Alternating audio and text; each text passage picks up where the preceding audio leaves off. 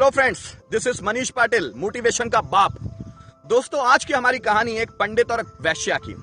पंडित जो दिन भर मंदिर में रहकर भगवान की पूजा अर्चना करता है और उसे ही अपना पुण्य कर्म समझता है, और मंदिर के सामने ही एक घर होता है जहां पर एक वैश्या निवास करती है, और वैश्या व्यभिचार का काम करती है, उसे ही अपना व्यवसाय समझती है और उसे लगता है कि वो पाप कर्म में संलग्न है।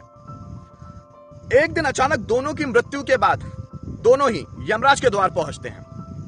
दोनों से मिलने के बाद और दोनों के कर्मों का हिसाब देखने के बाद यमराज पंडित को नर्क का आदेश देता है और वैश्या को स्वर्ग का आदेश देता है। यह बात सुनते ही पंडित आश्चर्यचकित होकर बौखला जाता है और वो यमराज से प्रश्न पूछता है कि महाराज, ये कैसा न्याय है? मैंने तो अब तक ये सुना था कि यमलोक में न्याय होता है, बट मुझे जिंदगी भर पूजा अर्चना करने के बाद भी, भगवान में ध्यान लगाने के बाद भी नरक की प्राप्ति होती है, और उस वैश्या को जो जिंदगी भर व्यभिचार कर्म में संलग्न थी, इतना होने के बाद भी उसे स्वर्ग की प्राप्ति होती है। भगवान, ये कैसा न्याय है? यमराज उसे प्रत्युत्तर देते हुए कहते हैं कि पंडित, तू उस वैश्या के बारे में जानना चाहता है? वो वैश्या व्यभिचार करते हुए भी, वैश्यालय में होते हुए भी हमेशा सामने मंदिर पर देखकर यह सोचा करती थी कि ये पंडित कितना भाग्यशाली है कि इसे भगवान की पूजा अर्चना करने का सुअवसर प्राप्त हो रहा है, ये कितना पुण्य कमा रहा है, और मैं इस वैश्यालय में सड़ रही हूं। मुझे मजबूरी में इस वैश्यालय में रहना पड़ रहा है, व्यभिचार करना पड़ रहा है। और पंडित, तू उस मंदिर में रहकर भी हमेशा यही सोचा करता था कि वो वैश्या कितनी भाग्यशाली है कि उसे अपने जीवन का भोग करने का सुअवसर प्राप्त हो रहा है।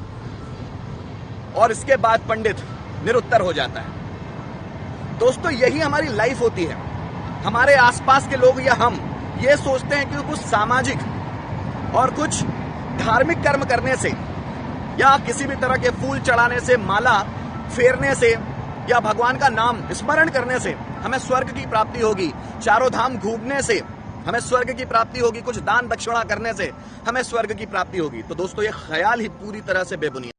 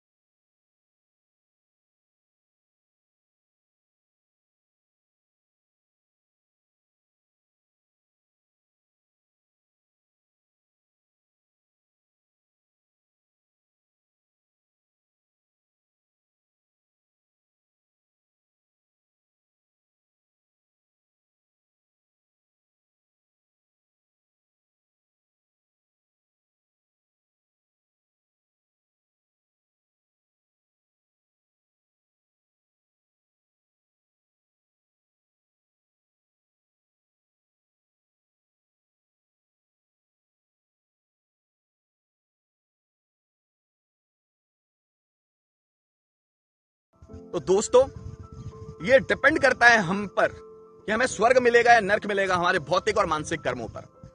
तो दोस्तों, आपको इस स्टोरी से क्या सीखने मिलता है? कमेंट सेक्शन में जाकर कमेंट जरूर कीजिएगा कि आप किसे सही कर्म कहते हैं। Thank you so much for watching this video. दोस्तों, मैं ऐसे ही वीडियो लाता रहूंगा। If you like this video, so share it and subscribe it in your friend circle.